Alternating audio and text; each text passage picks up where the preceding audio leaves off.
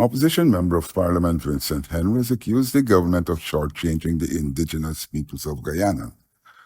Addressing the 2024 budget, Henry said that the PPP has been talking about a unified Guyana in the face of the Venezuelan threat. Mr. Speaker, the world heard our unified voice.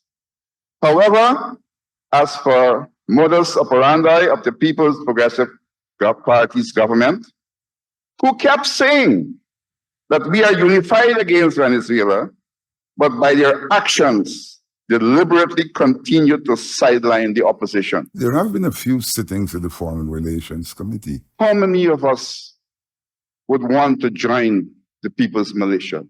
How many of us would want to join the army? I was in the People's Militia. I was a cadet corps officer at school. I was also in the Guyana National Service. How many of you could say the same thing?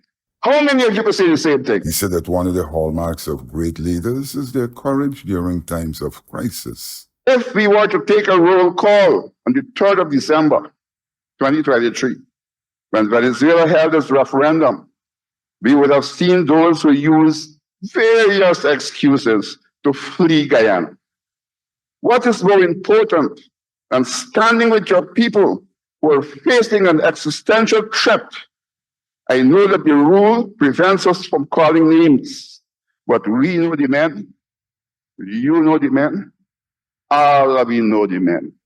Henry said that in November, there was an extraordinary meeting at the House in the face of the Venezuelan threat. After I spoke at that meeting, I guess, and it was because I spoke the truth about a certain de facto leader of Guyana, I was accosted afterwards and threatened by the Honorable Kwame McCoy. I want him to know, and the world to know, all of us have to die, but some die before others.